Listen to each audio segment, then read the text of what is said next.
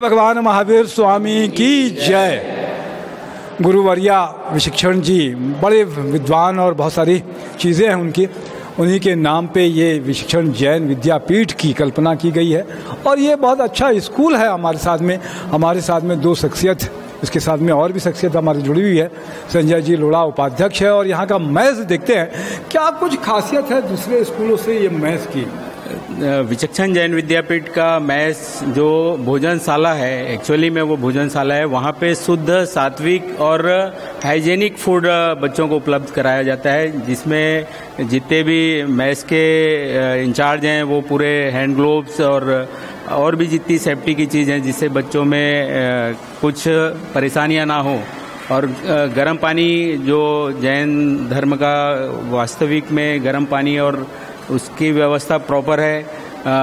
और फूड में उनको ड्राई फ्रूट्स और एप्पल जूस ये सब हाई टी में भी देते हैं बच्चों को।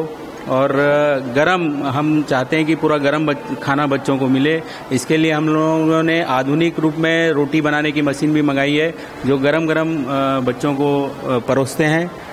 पूरी तरीके से हाइजेनिक है और देख दुखा के कि जैन तो वैसे भी कहते हैं कि जैन फूड अपने आप में पूरे विश्व में फेमस है कि इतनी शुद्धता के साथ में किसी भी समाज में, हालांकि मैं आलोचना नहीं करना चाहिए मुझे, लेकिन एक मान्यता है और भी लोग करते हैं, ऐसा वो नहीं है।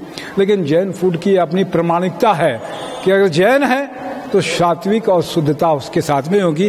वो उसका भार देखने वाले कोषाध्यक्ष सुनील जी गोलछा हमारे साथ में, क्या कुछ कहेंगे सुनील जी।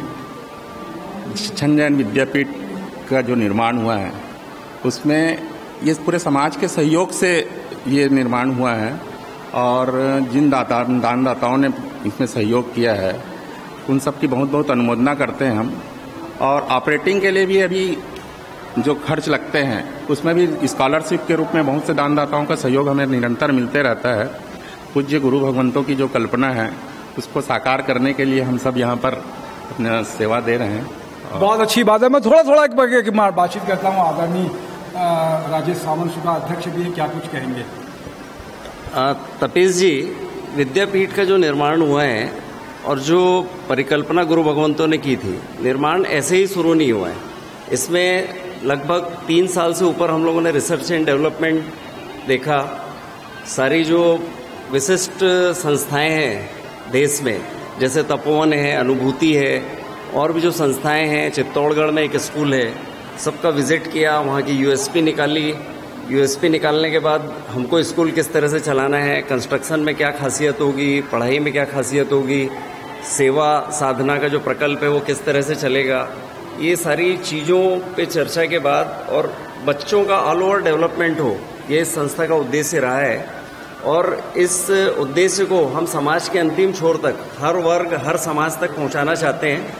ये एक पहला स्कूल है जो एक प्रयोग है, लेकिन अब हमारे और भी स्कूल खुल रहे हैं जब भी सभी वर्ग और सभी समाज के बच्चों का स्वागत है और हम सबको यह सुविधा देना चाहते हैं। यह ट्रस्ट का दृढ़ संकल्प है। बहुत अच्छी छोटी बात करता हूँ मैं। अध्यक्ष सुरेश जी काकड़िया का कुछ कहेंगे। सुरेश जी, एक शब्दों में, एक लाइन में, जैन विशिक्षण विद्यापीठ के लिए। बस विचक्षण विद्यापीठ का हम सब ट्रस्टियों का यही प्रयास है, ये बहुत अच्छी शिक्षा और सब अच्छे माहौल में बन जाए। अच्छा, सिंह भी है, शीतल पारक जी है, क्या कुछ कहेंगे। मैं इस विद्यापीठ से, मेरे पिताजी जुड़े हुए थे, मैं अभी नया इससे जुड़ा हूँ।